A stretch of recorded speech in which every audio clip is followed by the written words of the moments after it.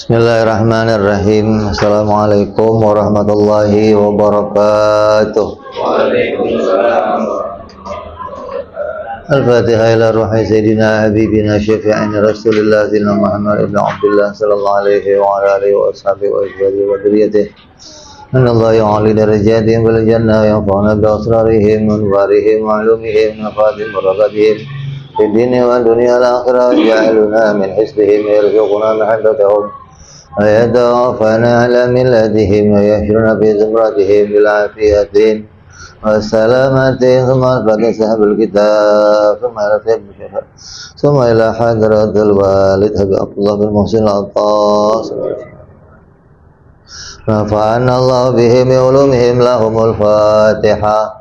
أعوذ بالله من الشيطان الرجيم. بسم الله الرحمن الرحيم. الحمد لله رب العالمين الرحمن الرحيم مالك يوم الدين إياك نعبد وإياك نستعين اهدنا الصراط المستقيم صراط الذين أنعمت عليهم غير المغضوب عليهم ولا الضالين آمين.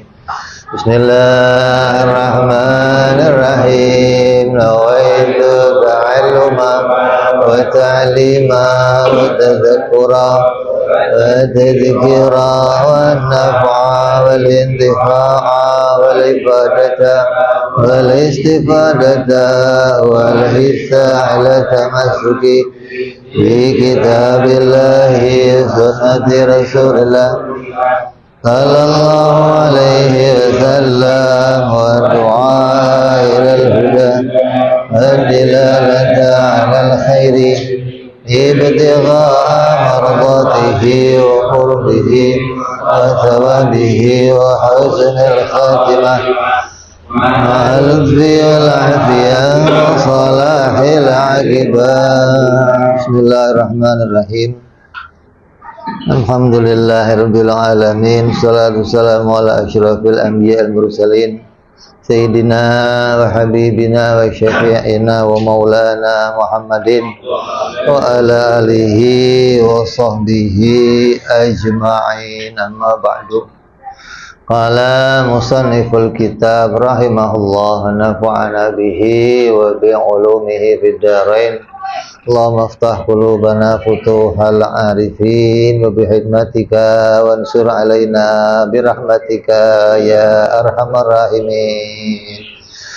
Bila anqal. Kemarin sudah kita bahas tentang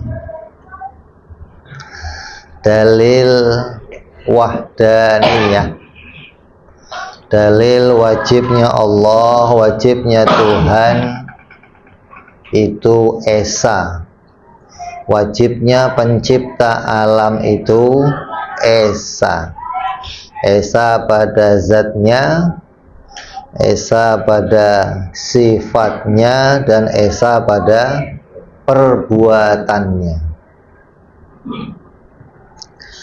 Kalau ada yang menyamai ada dua Tuhan, ada dua zat yang sama dengan zat ketuhanan, maka berarti dia juga Tuhan. Maka apa yang wajib ada pada Allah juga wajib ada pada zat yang lain yang sama dengan dirinya. Kemarin sudah kita bahas apabila ada dua zat yang sama, dua Tuhan, maka kemungkinannya ada dua. Bisa satu kemungkinan keduanya bersepakat, keduanya bersatu di dalam menciptakan sesuatu, atau keduanya berselisih atau bermusuhan. Apabila keduanya bersepakat, keduanya bersatu, keduanya bekerja sama untuk menciptakan alam, maka alam ini jelas tidak akan terwujud. Sudah kita bahas pada bab yang lalu. Bagi siapa yang ingin mendengarkannya bisa melihat di channel YouTube kita, sudah kita upload di minggu yang lalu. Hari ini kita akan masuk pada pembahasan apabila kedua Tuhan itu berselisih. Apabila kedua Tuhan itu bermusuhan, maka apa yang akan terjadi? Konsekuensinya apa? Apabila ada dua Tuhan dan keduanya itu saling berselisih. Kenapa demikian? Karena ini perlu dibahas, karena banyak orang yang meyakini dia beragama dengan meyakini ada beberapa Tuhan. Seperti pendapatnya orang Kristen yang mengatakan ada 3 Tuhan. Orang-orang Hindu yang mengatakan banyak Tuhan. Kalau orang Buddha, malah pendapat mereka Tuhan itu yang nggak banyak. Ketika mereka mengatakan ada Buddha itu, bagi mereka Buddha itu bukan Tuhan. Buddha itu hanya sosok yang dia sudah sampai pada tingkat spiritual yang hakiki gitu, yang hatinya sudah tenang, hatinya sudah sampai kepada bisa meredam hawa nafsunya, meredam egonya, maka disebut namanya Buddha bagi mereka. Tapi mereka nggak mengakui bahwa itu adalah Tuhan. Tapi ada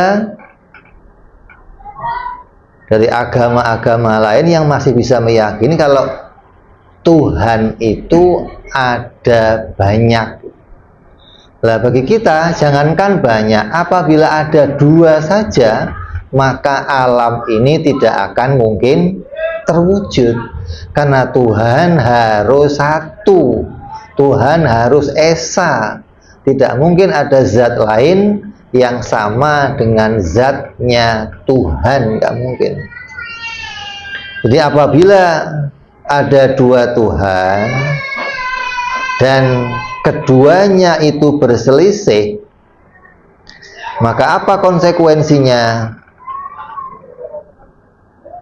Wa in ikhtalafa bi an arada ahaduhuma ijada hadhil alam wal akharu i'damahu fala jaiza an tanfadha iradatuhuma ma'an li alla yalzama ala hadza ijtima'u naqidain wa huwa wujudul alam wa adamuhu fi anin wahid wa huwa muhalun.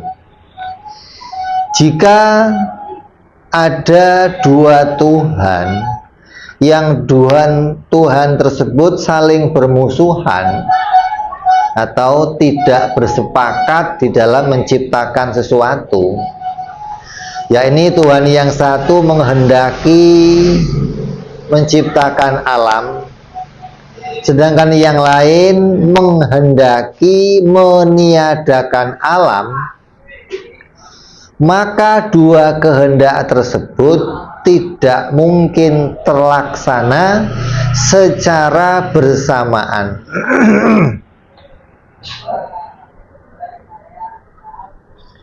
Karena keduanya punya kemampuan yang sama, dua-duanya super power, dua-duanya punya kekuatan yang yang tidak terbatas. Kedua-duanya punya kekuatan yang mutlak. Apabila keduanya menghendaki, maka apa yang dikehendaki keduanya pasti akan muncul, begitu. Kok yang satu menghendaki si Zaid itu wujud, yang satu menghendaki si Zaid itu adam atau tiada, maka yang akan terjadi berarti pada satu masa si Zaid akan punya keadaan dua hal yang keduanya saling berlawanan, yaitu yang satu Zaid itu ada, yang satu lagi keadaan Zaid itu tiada.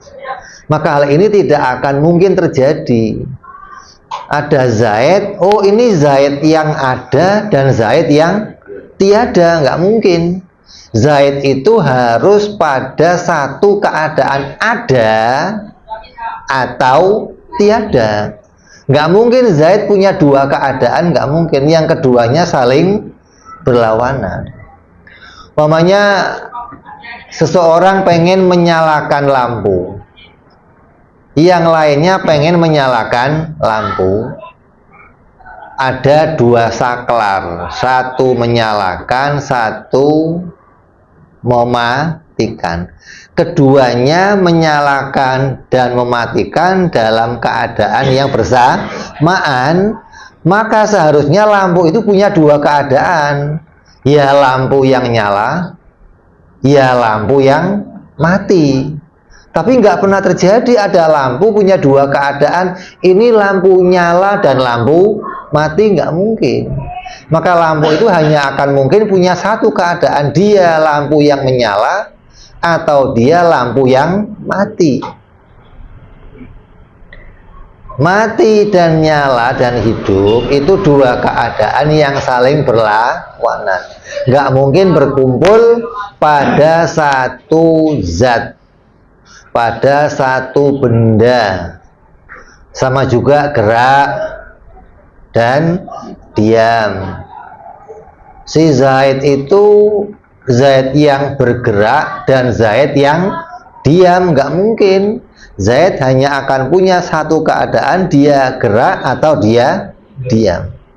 Jadi apabila keduanya menghendaki secara bersamaan pada dua hal yang berbeda, maka akan terjadi ijtima'u naqidain, berkumpulnya dua hal yang saling berlawanan, dan itu hukumnya mustahil terjadi. Ini kemungkinan yang pertama, kalau keduanya bermusuhan atau berlawanan. Yang kedua, wala jaiza an tanfadha iradatu ahadihima dunal akhor liluzumi ajzi man lam yanfadha iradatuhu wal akhar mithluhu li'in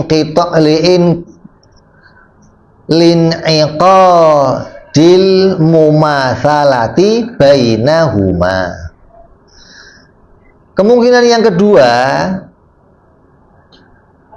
jika keduanya itu menghendaki hal yang berlawanan, yang satu ingin menghidupkan, yang satu ingin mematikan, maka apabila tidak terlaksana kehendak salah satu dari Tuhan itu saja, maka niscaya keduanya adalah zat yang lemah, yang itu yang kehendaknya tidak bisa terlaksana.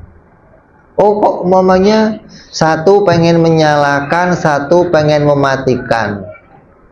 Tiba-tiba, oh lampunya yang terjadi nyala, berarti yang mematikan tidak terlaksana. Yang terlaksana, yang menghidupkan. Maka yang tidak terlaksana itu berarti dalam keadaan lemah. Lah yang terlaksana juga lemah.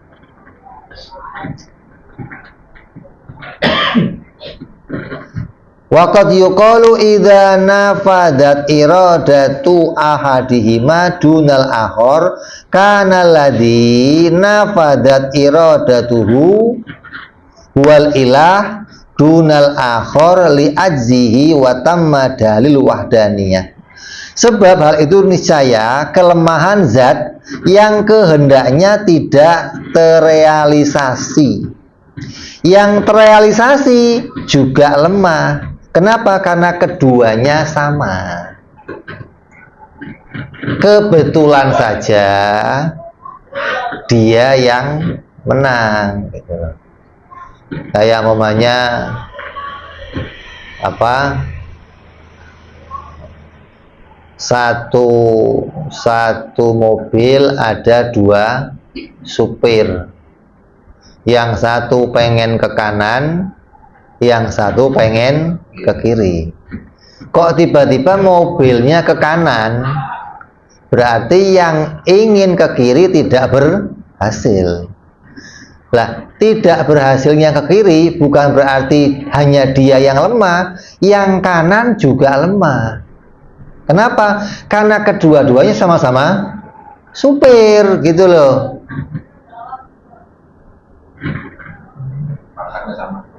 Derajatnya sama. Jadi ketika keduanya itu terlaksana salah satunya, maka keduanya itu sama-sama lemah. Oke, hari ini kamu yang menang, besok bisa jadi saya yang menang gitu loh. Kenapa? Karena keduanya sederajat. Berarti ketika salah satunya lemah, keduanya juga punya sifat lemah gitu loh. Karena Tuhan nggak mungkin punya sifat lemah. Nah, keduanya kan sama derajatnya, sama-sama Tuhan. Kok Tuhan yang satu tidak berhasil? Nah, ini apa? Tuhan juga, berarti dia juga punya status lemah. Wong dia sederajat sama-sama Tuhan gitu loh. Bukan berarti oh yang berhasil dialah yang Tuhan, yang nggak berhasil dia yang bukan. Lah ini sama-sama Tuhan bukan. Kalau bukan sama-sama Tuhan, jelas yang satu nggak akan berhasil. Yang berhasil kehendaknya Tuhan. Tapi ketika keduanya sama derajatnya Tuhan, kok yang satu lemah nggak berhasil, yang ini juga pasti punya sifat lemah gitu loh. Walaupun sekarang berhasil gitu loh maksudnya. Kenapa? Karena sifat keduanya harus sama. Apa yang wajib pada si A, wajib pada si B. Apa yang mustahil pada si A, mustahil pada si B. Karena keduanya sama-sama Tuhan. Jadi, oh, yang berhasil si A, berarti si B bukan Tuhan. Lah kalau bukan Tuhan, jangan dibahas lagi, bukan Tuhan. Ini Tuhan, tapi kehendaknya tidak berhasil. Kalau nggak berhasil, berarti si A yang berhasil juga punya keadaan lemah gitu loh. Karena keduanya sederajat sama-sama Tuhan. Makanya saya sering ditanya kalau nyupir, Bib, nyupir sendiri, Bib? Iyalah, berdua susah kalau nyupir mah, nyupir ya sendiri. Lah ya masa nyupir berdua. Makanya saya nggak pernah nyupir berdua, nggak pernah. Nyupir pasti sendiri.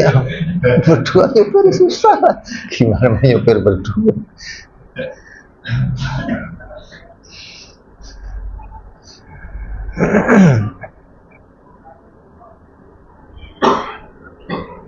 Karena adanya keduanya itu punya kesamaan di antaranya. Dan pasti akan dikatakan jika yang terrealisasi hanya kehendaknya salah satunya, maka dialah Tuhan, bukan yang lain karena ia lemah. Yang umum ngomongnya begitu gitu loh. Yang umum ngomongnya, oh kalau yang berhasil berarti dia yang Tuhan. Yang nggak berhasil dia bukan Tuhan. Ya nggak begitu. Kalau berhasil ya dia lemah. Yang kalau nggak berhasil dia lemah. Yang berhasil juga lemah. Gitu. Kenapa? Karena derajatnya dia sama-sama Tuhan. Apabila keduanya menghendaki sesuatu yang berlawanan. Jadi tidak mungkin terrealisasi apa yang dikehendaki oleh keduanya. Kalau keduanya kok menghendaki salah satu dan berhasil, yang satunya lemah, maka keduanya pasti punya sifat lemah karena keduanya sederajat. Jadi harusnya bagaimana? Harus Tuhan itu satu yang nggak punya sifat lemah. Yang apapun yang dia inginkan, yang dia kehendaki harus terwujud. Nggak mungkin ada yang menyaingi gitu loh. Kalau ada yang menyaingi, ketika saingannya itu nggak berhasil, maka ketika dia nggak berhasil, maka yang berhasil pun sederajat, dia juga punya sifat lemah. Hingga nggak mungkin ada dua Tuhan. Maka watamma dalil wahdaniyah. Dengan ini sempurna pembahasan tentang wajibnya Tuhan Esa gitu loh. Nggak mungkin ada dua Tuhan, baik keduanya itu bersepakat menciptakan hal yang sama atau keduanya berselisih menciptakan hal yang berbeda. Wa dalilul akhar ala istihalati ta'addudil ilah, bukti yang lain atas mustahilnya jumlah Tuhan yang lebih dari satu, ada ta'addud Tuhan, ada beberapa ketuhanan. Annahu lamma wajaba wujudu ilahin lil alami bidalilin annal hawadis la buddalaha min muhdis. Tatkala Tuhan itu harus ada dengan bukti keniscayaan wujudnya makhluk, kepastian wujudnya makhluk, itu pasti butuhnya kepada adanya pencipta. Ini kepastian. Nggak mungkin ada makhluk yang bisa wujud sendiri tanpa ada yang menciptakan. Nggak ada. Nggak mungkin terjadi. Itu sudah keniscayaan, itu sudah kepastian. Wajib wujudnya alam itu hasil dari diciptakan oleh Tuhan. Fa'idha wujida ilahun akhor, maka jika di situ ada Tuhan yang lain, maka fa'imma alla yakuna kullu minhuma kafian fi ijadil alam.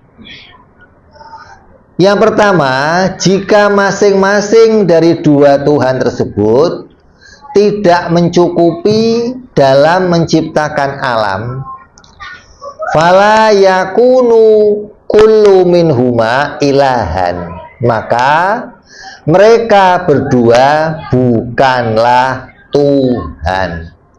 Li'anal ilah wal kafi al mustaqillun, karena Tuhan adalah zat yang mencukupi dan harus sendiri dalam mencukupinya. Oh, dipaksakan. Oh enggak, ada dua Tuhan atau tiga Tuhan yang masing-masing punya ciptaan sendiri-sendiri. Oh, Tuhan ini urusannya menciptakan jagat raya. Yang satu urusannya mengurus, setelah dia menciptakan kecapean mungkin, maka dia istirahat, digantikan yang lain yang bagian mengurus. Berarti keduanya ada yang bagian bikin, ada yang bagian ngurus, maka keduanya pasti bukan Tuhan. Kenapa? Karena keduanya tidak bisa mandiri di dalam mengurus alam. Yang satu bisanya ngurus, nggak bisa bikin. Yang satu bisanya bikin, nggak bisa ngurus. Berarti keduanya tidak mampu mencukupi kebutuhan seluruh dari alam. Dia harus dibantu oleh yang lain untuk bisa mencukupi kebutuhannya, maka dia keduanya pasti bukan Tuhan. Itu kemungkinan yang pertama. Yang kedua, fasani yakunu dha'ian la hajata ilaihi wal ilahu la yakunu kadzalik. Yang kedua, jika hanya satu yang bisa mencukupi, maka yang lain yang tersisakan dan dia tidak dibutuhkan, dan pastinya Tuhan tidak seperti itu. Oh, untuk mengurus alam saya butuh sama Tuhan B, untuk menciptakan butuh sama Tuhan A. Maka urusan selanjutnya setelah saya diciptakan, saya nggak butuh sama A lagi, saya butuhnya sama B untuk ngurusin saya, ngasih makan, menyuburkan alam, mengurus alam, memunculkan matahari, menumbuhkan tanam. Itu urusannya si pengurus alam, bukan pencipta alam. Maka berarti makhluk ini butuh pada sebagiannya saja. Kalau begitu Tuhan tidak mungkin demikian. Dikatakan apa? Qul huwallahu ahad, Allahu somad. Apa as-somad? As-somad maknanya yang mengurus semuanya, yang mencukupi semua kebutuhannya alam harus dia. Dia yang bikin, maka dia juga yang mengurus segala sesuatunya. Dia juga yang mencukupi segalanya. Jadi bukan, oh Tuhan yang satu bikin, yang satu ngurusin. Ada disebutkan apa? Kalau di dalam Wahabi ada uluhiyah, ada rububiyah. Uluhiyah itu urusan menciptakan, rububiyah urusan memelihara gitu. Kalau di agama apa Hindu siapa namanya? Brahma pencipta. Nah, Wisnu pemelihara.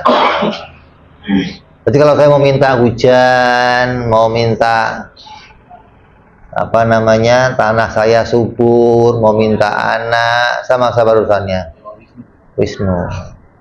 Itu loh, sudah nggak Brahma lagi gitu loh. Karena Brahma ngurusinnya udah bikin langit sama bumi, yang lain itu urusannya Wisnu, bukan urusan saya. Berarti butuhnya alam pada sebagiannya.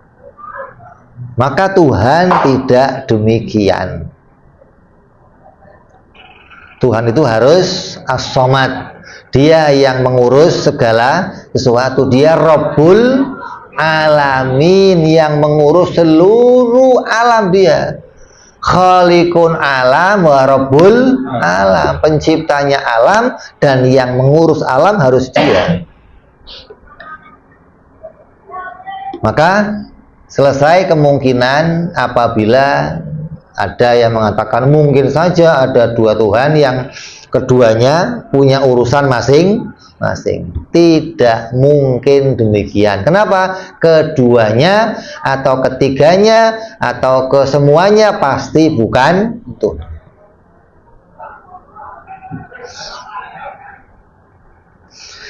Wa amma dalilu ala annahu ta'ala laisa lahu musyarikun fi fi'lin minal af'al. Ini yang ketiga adalah mendalili wajibnya Allah Esa dalam perbuatannya. Yang lalu sudah kita bahas dalil apa? Pembuktian wajibnya Allah Esa pada zatnya, Esa pada sifatnya. Maka sekarang masuk pembahasan Tuhan wajib Esa pada perbuatannya. Artinya tidak ada sekutu bagi Allah di dalam perbuatannya. Laisa lahu musyarikun fi fi'lin minal af'al. Fali annal hawadits fi hadzal kaun. Kenapa? Ketika sudah bahas yang kemarin, zatnya wajib Esa, sifatnya wajib Esa, berarti jelas tidak ada yang punya perbuatan selain Allah. Selesai ini udah berarti. Karena yang punya perbuatan hanya Tuhan. Maka selanjutnya Pembahasan adalah mendalili bahwa perbuatan itu hanya pada Allah, tidak ada pada selainnya Allah yang punya perbuatan. Kenapa demikian? Fali annal hawadis, sesungguhnya hawadis fi hadzal kaun, hawadis yang muncul di jagat raya ini, imma hiya hudusu, bahwa dia itu adalah semuanya itu perkara yang baru. Ada kalanya mereka itu hayawanat. Pertama, mereka itu adalah binatang. Au nabat, atau tumbuh-tumbuhan. Au ma'dan, atau dia itu logam. Apa sih?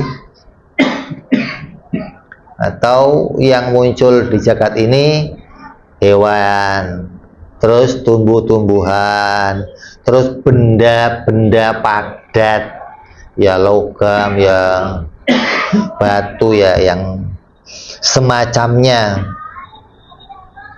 Au harokatin ghairu hayawanat,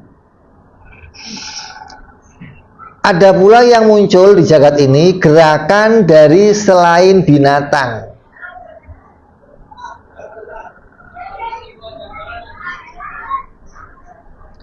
Kaharokatil kawakib,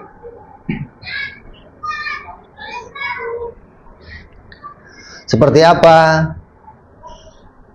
gerakannya benda-benda langit, bintang-bintang yang bisa bergerak. Di antara hawadis ada yang hewan, ada yang tumbuhan, ada yang benda-benda padat. Di antara hewan, tumbuh-tumbuhan ada yang bisa bergerak. Hewan bisa bergerak, tumbuh-tumbuhan ya bergerak. Oh, kalau geraknya hewan kan ya gerak atas maunya sendiri. Kalau geraknya tumbuhan ya digerakkan sama angin. Lah angin geraknya dari mana? Udah, jangan dibahas dulu, nggak nyampe. Sekarang ada yang gerak seperti bintang-bintang, kena angin. Kena angin nggak? Bisa angin gerakin bintang-bintang? Atau maunya sendiri? Ya enggak. Maunya sendiri ya enggak. Ditiup angin? Ya enggak. Tapi jelas bintang-bintang itu bergerak, gitu loh. Nyambung kan nih? Di hewan gerak, tumbuhan gerak. Oh, kalau geraknya hewan dari dirinya, oh dia memang mau bergerak, dia punya keinginan. Lah kalau angin gerak juga, tapi kan digerakkan sama angin. Nah, kalau apa, tumbuhan gerak digerakkan oleh angin. Nah, pertanyaannya, angin yang gerakin siapa? Oh, nggak ketemu. Ya sudah, kita bicara yang gerak selain keduanya. Apa itu?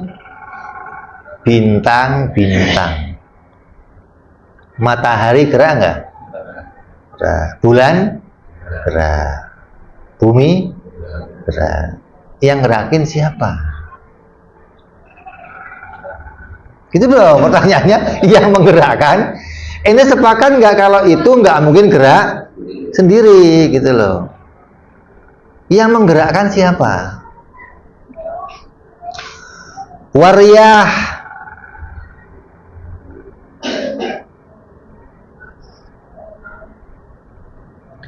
geraknya makhluk-makhluk yang di luar kendalinya, seperti gerakan yang lain lagi ini. Kawakib, wariyah, atau gerakannya angin. Bintang-bintang ya bergerak, nggak digerakkan angin. angin bergerak juga nggak digerakkan angin. Masa ada angin, gimana sih? Hasil dong. Nanti nggak selesai itu angin digerakkan, gimana gitu loh.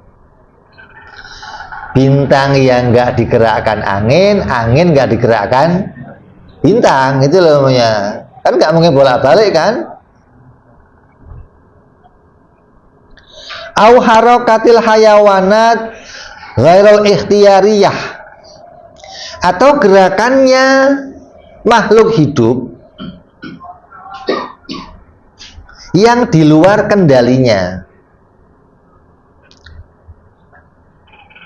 kaharokati numuwiha wa harokati intiashiha, seperti gerakannya tumbuh-tumbuhan yang itu bukan atas kehendaknya, atau gerakannya orang yang menggigil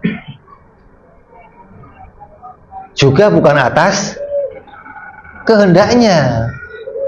Pernah ini menggigil bisa berhenti? Hah? Orang menggigil nggak bisa, tapi dia bergerak terus. Dia nggak pingin gerak, tapi dia berarti ada gerakan yang di luar kendalinya. Dia nggak menginginkannya, tapi terjadi gerakan. Tumbuhan terjadi gerakan padahal bukan maunya.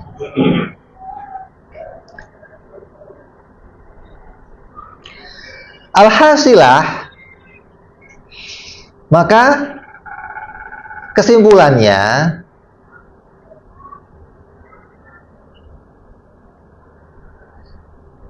bisa babil humma masalan,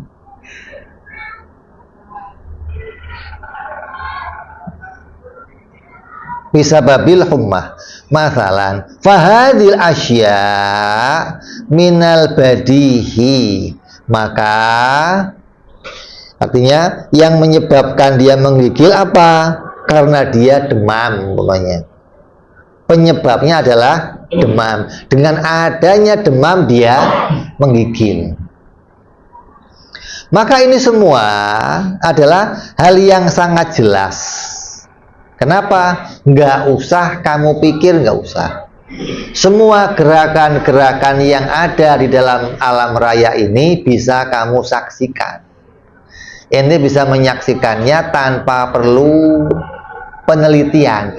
Cukup kamu lihat, oh ya, hewan bergerak, manusia bergerak, tumbuhan bergerak, planet bergerak, angin bergerak. Nah, ada pula yang bergeraknya di antara mereka atas kemauannya, ada yang bergerak tanpa kemauannya.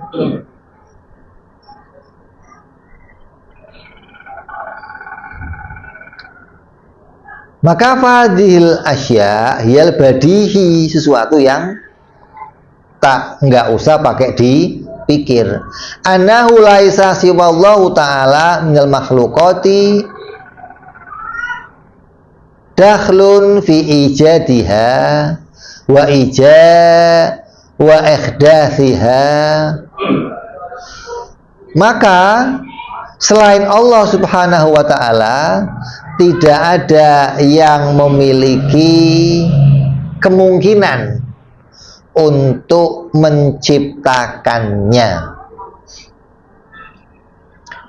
Wa mimma yajzamu bihi kullu akilin annahu lam yusawwirhu bi suratihi allati huwa alaiha abuhu wa ummuhu au ahadun minal khalqi. Dan merupakan hal yang maklum bagi orang yang berakal bahwa ayahnya, ibunya, dan siapapun yang pernah membentuknya seperti bentuk yang ia miliki, maka itu tidak mungkin yang bisa mencetak dirinya masing-masing. Oh, ente sekarang jadi laki-laki, yang bentuk kamu jadi laki-laki siapa? Bapak kamu? Ya enggak. Kenapa? Karena bapak kamu juga laki-laki. Yang bentuk siapa? Lah, emak kamu yang bentuk siapa? Maka bentuknya bapak kamu, bentuknya emak kamu, bentuknya diri kamu sendiri, nggak mungkin masing-masingnya saling membentuk, nggak mungkin. Pasti ada yang lain yang membentuk semua itu. Maka setelah kamu bisa berpikir tentang ini, menemukan apa bukti-bukti yang nyata, yang badihiyat ini, fayuqalu ba'da dzalika inna dalila ala tafarrudillahi ta'ala bi ijadi jami'i ma dzukira wa nadhiru dalil. Maka bukti jika hanya Allah subhanahu wa ta'ala yang menciptakan hal di atas adalah seperti bukti ketiadaan zat yang menyamainya.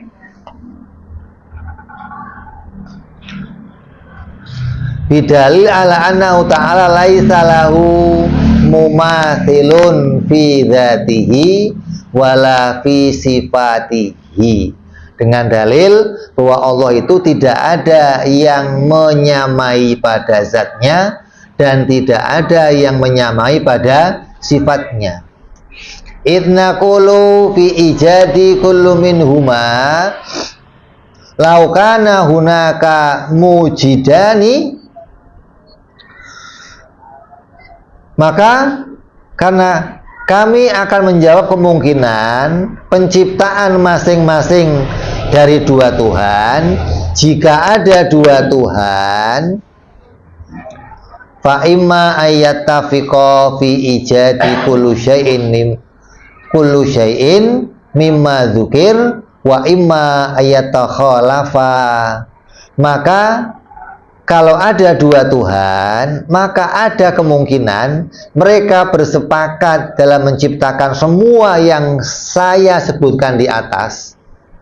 Gerakannya bintang-bintang, gerakannya manusia, gerakannya hewan, gerakannya tumbuh-tumbuhan, gerakannya angin. Maka semua itu akan mungkin saja mereka bersepakat untuk menciptakan itu semua. Wa imma ayakhtalifa wa imma ayatakhalafa, kemungkinan juga keduanya itu berselisih. Wa yutammamu dalil ila akhiri kama taqaddama qariban fayathbutu annahu laisa khaliqun li hadil asya' illa Allah ta'ala. Maka dalil yang sudah kita bahas di atas disempurnakan sampai akhir sebagaimana keterangan yang sebelumnya. Maka kesimpulannya tidak ada pencipta hal-hal ini kecuali satu Tuhan. Karena kalau ada dua Tuhan, maka hal-hal itu tadi semua tidak akan mungkin muncul. Adanya gerakan langit, gerakan matahari, gerakannya bulan, adanya pergerakannya makhluk-makhluk hidup seperti manusia, hewan, tumbuh-tumbuhan, gerakannya angin, maka semua itu nggak akan mungkin terjadi kalau penciptanya ada dua. Ini pembuktian bahwa kamu dijelaskan dulu bahwa zatnya pencipta harus esa dan sifatnya pencipta harus esa. Berarti jelas nggak ada lagi Tuhan dua, nggak ada nih. Setelah nggak ada dua Tuhan, berarti kamu mengakui Tuhan harus satu. Kalau Tuhan satu, maka Tuhan yang satu itu punya perbuatan. Perbuatannya menciptakan. Maka apa yang sudah hasil sekarang ini, semua pasti hasil dari Tuhan yang satu itu. Gitu. Jadi makanya kenapa pembahasan wahdaniyah fil af'al dibahas belakangan. Ente jangan diruwetin sama yang af'al dulu nih. Jadi yang af'al ini nggak bahas dua Tuhan lagi maksudnya, gitu loh. Bahas dua Tuhan, dibahas di awal dulu. Zatnya nggak mungkin dua, sifatnya nggak mungkin dua. Kalau ada zat dua, sifat dua, berarti dua Tuhan. Yang terjadi apa? Udah kita bahas. Berselisih atau bersepakat. Maka nggak mungkin terjadi wujudnya. Nah, setelah alam ini muncul, dengan segala keteraturannya, matahari bergerak, bulan bergerak, manusia bergerak, hewan bergerak, tumbuh-tumbuhan bergerak, yang demam, yang menggigil. Yang satu pengen bikin, oh saya kalau demam nggak menggigil. Yang satu pengen demamnya menggigil, ya nggak muncul. Jadi apa yang sudah muncul sekarang ini pasti dikerjakan satu Tuhan, gitu. Dengan kemunculan apa yang sudah kita saksikan.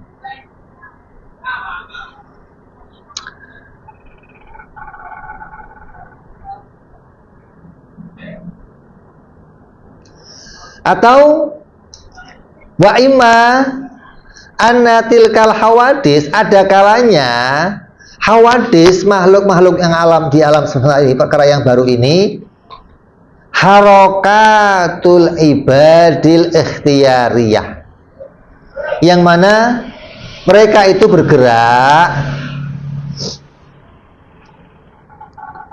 seperti gerakan yang hasil dari usahanya. Min nahwi qiyami Zaidin, seperti Zaid berdiri. Zaid berdiri hasil dari apa? Usahanya. Zaid kepingin berdiri, maka dia berdiri. Wa masyi Umar, Umar pengen jalan. Kamu lihat, oh Zaid berdiri, Umar jalan.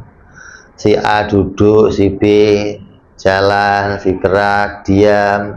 Bisa kamu lihat nih, ada yang berdiri, ada yang jalan, ada yang berlari. Wanah mudhalik, dengan bermacam-macam pekerjaannya mereka. Fahadhi aidon, maka ini semua juga innama mutafarridu bi khalqiha, maka yang menciptakan hal-hal yang macam-macam ini adalah huwallahu ta'ala, pastilah satu Tuhan.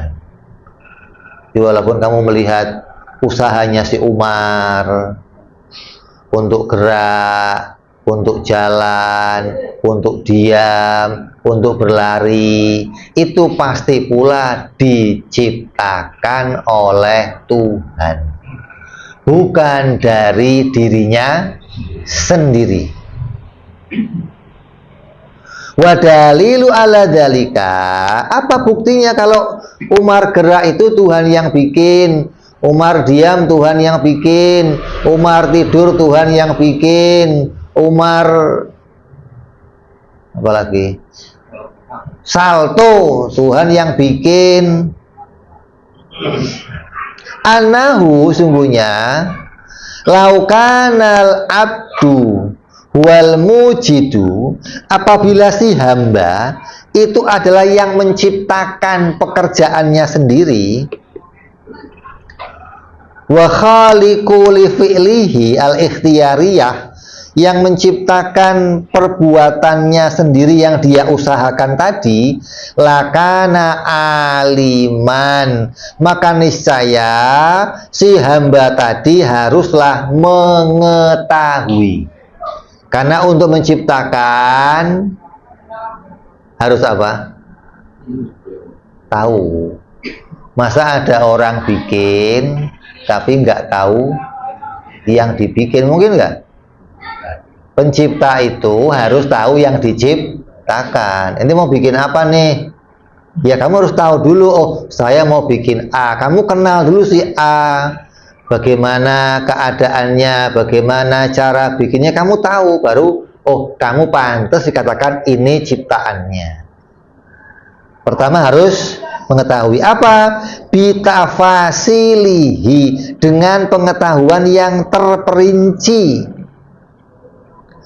Lakin akan tetapi ilmu bitafasilihi batilun. Tetapi ilmu secara terperinci yang dimiliki Umar, dimiliki oleh Zaid, dimiliki oleh Ahmad itu mustahil ada.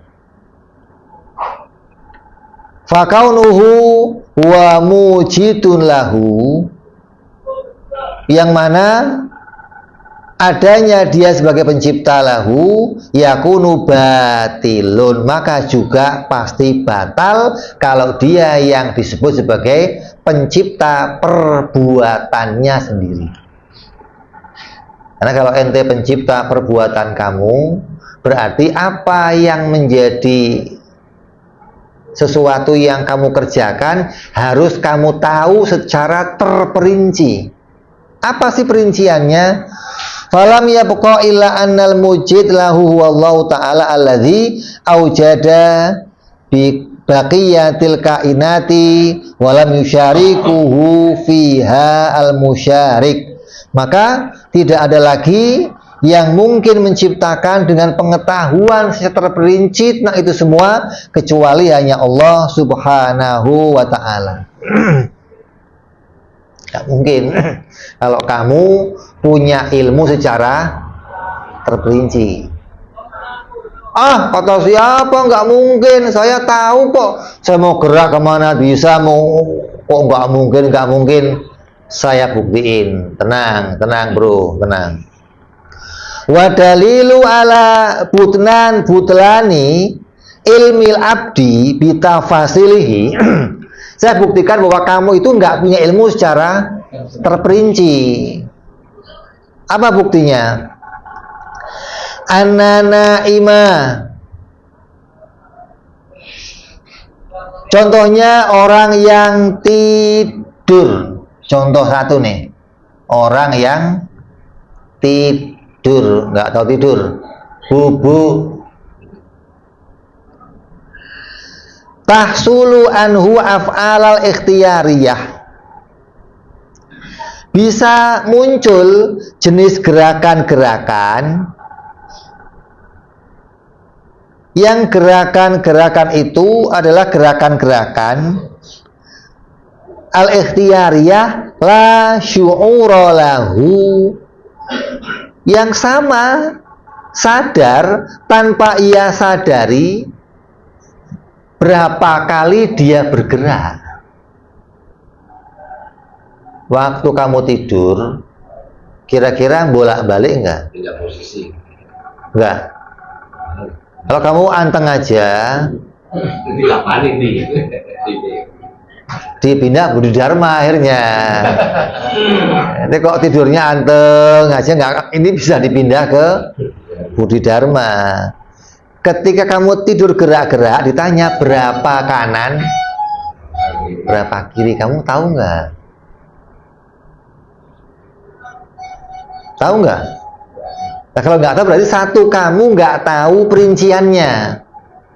Berarti kamu nggak punya ilmu secara terperinci pada gerakan kamu ketika tidur. Selesai. Kalau kamu pencipta gerakan ketika kamu tidur, kamu harus punya ilmu yang terperinci berapa gerakan kanan, berapa kali kamu kiri, berapa kali naik, turun, apa Sur? Oh itu tahu. Oh itu nggak tidur namanya kalau begitu. Kalau naik turun kamu tahu, nggak tidur namanya.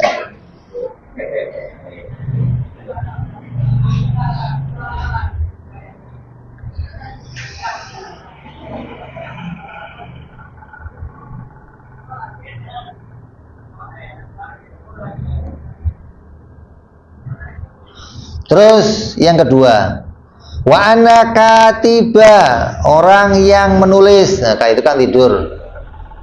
Oh ya tidur kan saya nggak tahu. Ya udah tidur yang bikin bukan saya gerakannya. Jadi sekarang yang kamu sadari apa? Nulis. Nulis sambil tidur nggak? Mulai kan? Nah. Anal katiba yusawwiru khurufin wal kalimatin bitakhrikil anamilihi min ghairi syu'ur lahu. Orang yang nulis menggambarkan huruf, dia nulis huruf-huruf, kalimat-kalimat dengan menggerakkan jari-jarinya. Ujung jarinya gerak nih. Sampai terbentuk apa? Huruf A, B, alif, ba, ta, sampai terjadi kalimat terbentuk.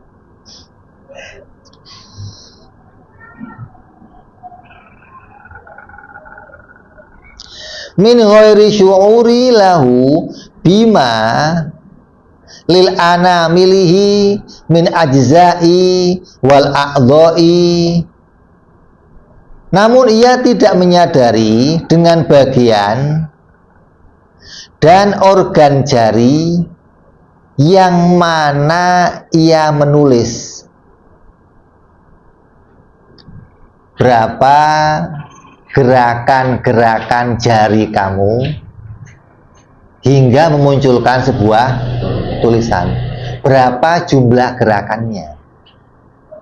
Yang kamu tahu berapa jumlah hurufnya? Hurufnya kamu tahu. Oh, saya nulis A, B, C. Ketika A berapa kali gerak tangan kamu? Ketika B berapa kali gerak tangan kamu? Ketika A, tulang yang bergerak berapa?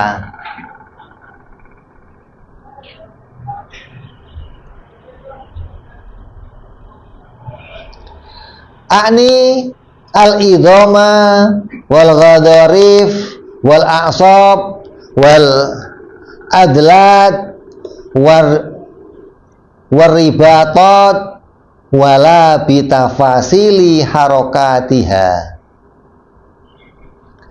Maka ketika kamu nulis, itu pasti untuk nulis itu butuh tulang. Jari-jari ini harus punya tulang. Coba kalau jari kamu nggak ada tulangnya, hah? Jadinya kayak apa? Ya lidah, nggak ada tulangnya. Maka dia nggak akan bisa untuk bentuk sesuatu.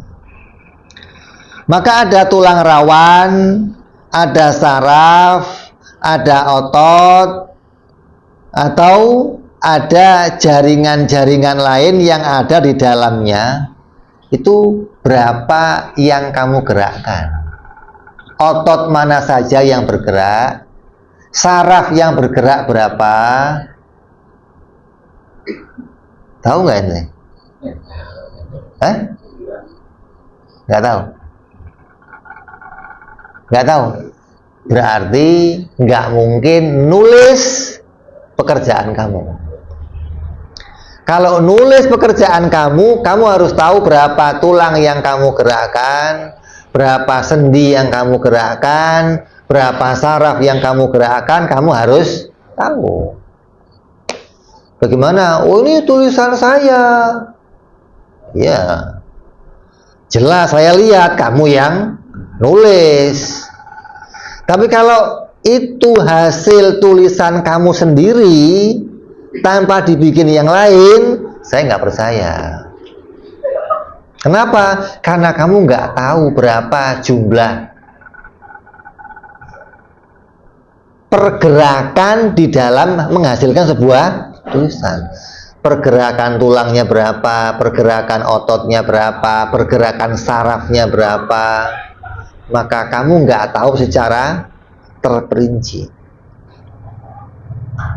Wala bitafasili harokatiha wa awdha'iha allati biha tata'atta tilka suwaru wan nuqush. Maka ia juga tidak menyadari rincian gerakan bagian-bagian jari itu serta posisinya yang mengakibatkan terbentuknya lukisan, gambar, atau huruf-huruf yang dia buat. Tidur, kamu gerak-gerak nggak tahu berapa kanan, berapa kiri. Itu kalau tidur itu yang gerak berapa otot? Berapa tulang? Hah? Untuk kamu tidur gerak sono nih, yang gerak tulangnya berapa? Ototnya berapa? Udah, saya nggak tahu itu, ya sudah. Berarti bukan kamu yang bikin. Nulis ya, kalau nulis kan saya yang berapa otot yang kamu gerakkan? Berapa tulang yang kamu gerakkan?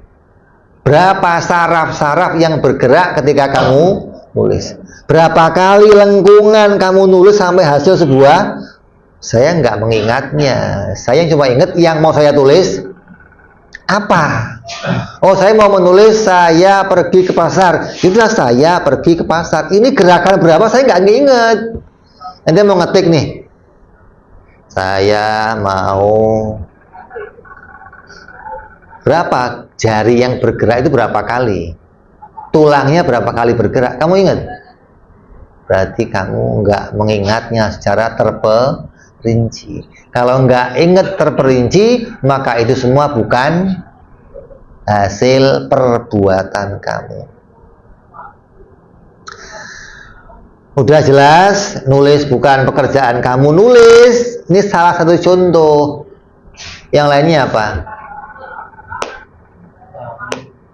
Makan. Nah, ini berapa urat yang gerak di sini? Hah? Kamu kedip-kedip, berapa urat yang kamu gerakkan untuk mengedipkan? Ente garuk-garuk, berapa saraf yang kamu gerakkan untuk bisa bergeraknya?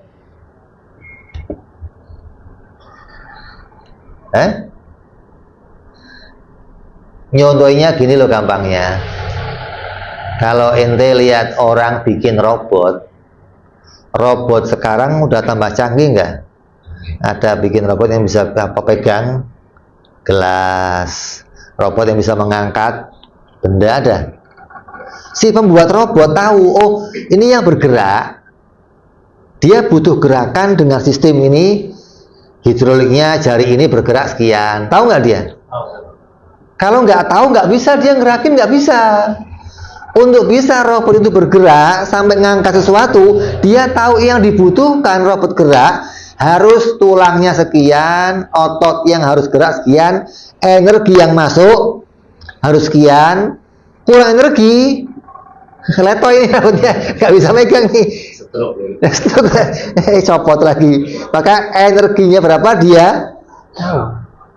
Lah, kalau kamu yang bikin semua itu, kamu harus tahu dong berapa energi yang dibutuhkan untuk ngangkat.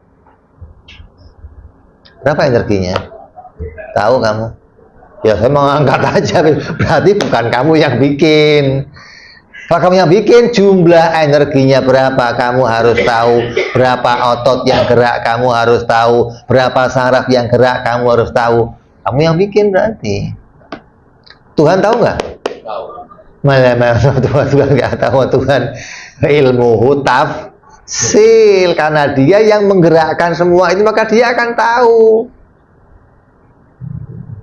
Kayak kemarin ikut tahlilan buka aqua, kan aqua baru dibuka botolnya ada ya, dia udah diangkat keras, kecil botolnya.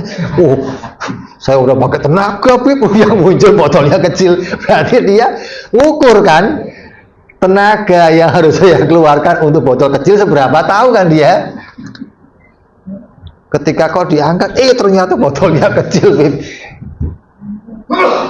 Coba ente kalau pas satu botol itu berapa tenaga yang harus kamu keluarkan? Kan ada kan penghitung, kalau ente jam sekarang ya, jam apa sih namanya, jam pinter kan, ada smart watch ya, ente jalan berapa kalori yang terbakar, ente ini berapa tenaga terhitung, itu ente ngerti nggak terperinci itu semua? Berarti bukan kamu yang bikin, pasti ada yang lain yang membuat gerakan-gerakan itu pada diri kamu, gitu dong. Allah bikin robot, Allah bikin itu gambaran. Ente ini disuruh tafakur bahwa gerakan kamu itu sama kayak robot ini, ada yang menggerakkannya, ada yang menghitung berapa saraf yang dibutuhkan untuk geraknya tangan kamu, berapa tenaga yang dibutuhkan, pompanya jantung harus kuat.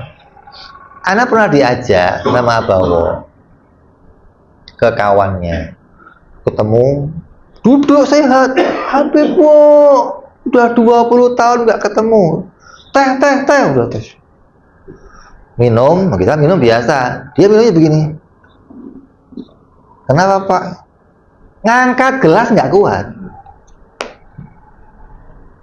kenapa? Pompa jantungnya lemah ini, ibarat seher mobil, motor, udah nggak keluarin tenaga, digas ngempos gitu loh. Coba ini.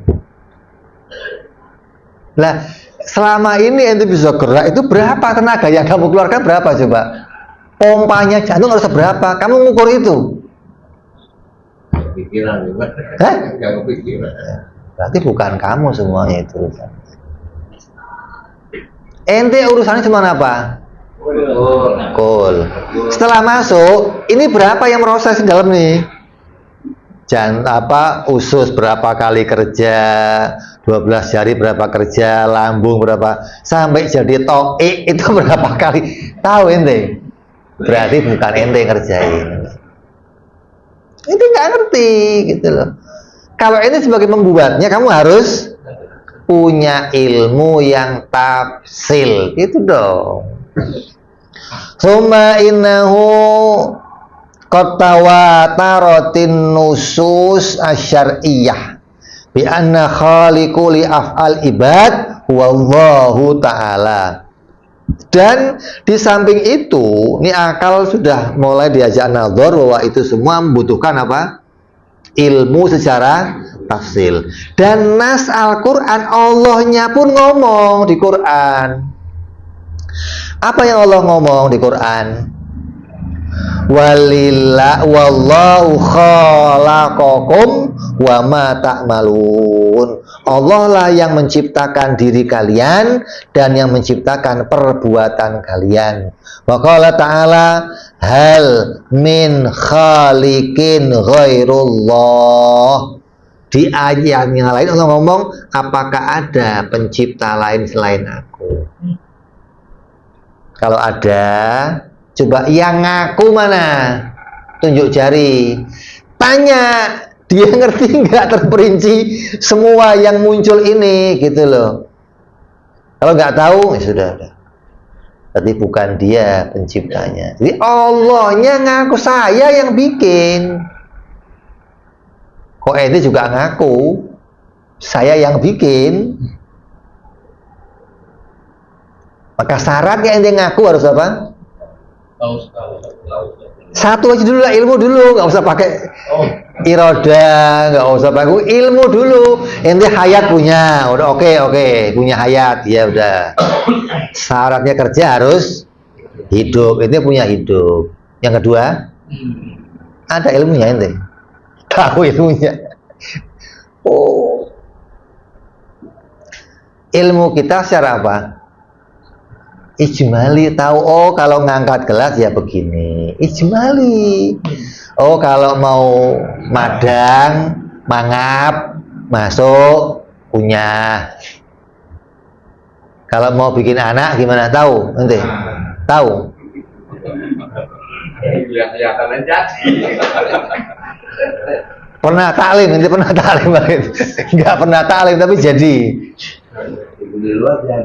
Tahu. Taunya secara apa? Cuma Tahu secara ijmal itu menjadi sabab kamu kasab ikhtiar, bukan menciptakan perbuatan itu, gitu loh. Jadi kamu dinyatakan nih bahwa pembuat perbuatan hamba adalah Allah. Makanya dikatakan kamu nggak boleh ngomong begini. Ada perbuatan, nggak ada yang punya perbuatan seperti perbuatan Allah. Tapi hamba punya perbuatan, tapi nggak seperti perbuatannya Allah. Batil kata Imam Fudhali, itu apa? Batil. Harus ngomongnya tidak ada yang punya perbuatan kecuali Allah. Lah selain Allah, perbuatannya diciptakan Allah, gitu. Karena Allah lah yang tahu secara terperinci semua yang diperbuat hambanya. Berapa kebutuhannya, berapa pergerakannya, berapa perinci. Hamba hanya tahu secara ijmali.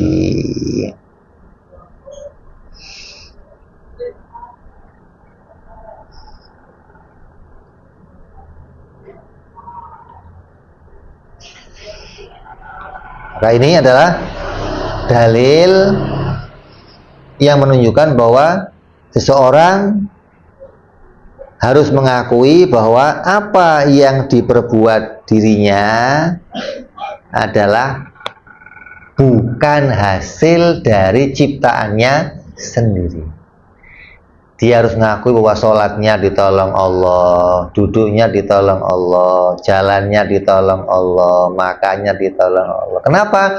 Karena dia nggak tahu untuk jadinya semua itu berapa yang dibutuhkan. Tulangnya berapa, ototnya berapa, jarinya berapa, sarafnya berapa, tenaganya berapa, darah yang dibutuhkan, udara, dia nggak ngerti. Maka ketika demikian kita mengakui bahwa perbuatan kita diciptakan oleh Allah Subhanahu wa Ta'ala. Nah terus, boleh nggak saya menyandarkan bahwa itu semua perbuatan saya? Ini bicara hukum syar'i. Perintah Allah nanti untuk kamu mengakui bahwa apa yang hasil dari pilihan kamu akui sebagai usaha kamu, itu urusan syar'i. Dalam akidah kamu nggak bicara itu, nggak. Kita bicaranya hasil yang muncul dari situ, siapa yang bikin. Kalau kamu suruh ngaku-ngaku selagi Allah mengizinkan, ya itu namanya diizinkan oleh Allah untuk ente mengakuinya. Ini kita akan bahas yang akan datang insya Allah. Wallahu a'lam bissawab. Wa ila hadratin Nabi. Al-Fatihah. A'udzu billahi minasyaitonir rajim. Bismillahirrahmanirrahim. Alhamdulillahirabbil alamin arrahmanir rahim maliki yaumiddin.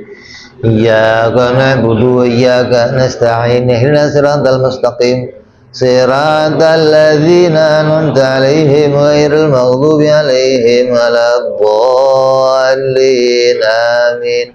Ya Rabbana tarabna bi annana qatarabna wa annana ashrafna la ashrafna fatub alaina tawbah تغسل كل حوبة واستر لنا عوراتي وآمن رأتي واغفر لوالدينا ربي ومولودينا والآل والإخوان وسائر الهلال وكل ذي محبة أو جيرة أو صحبة المسلمين أجمع آمين ربي اسمع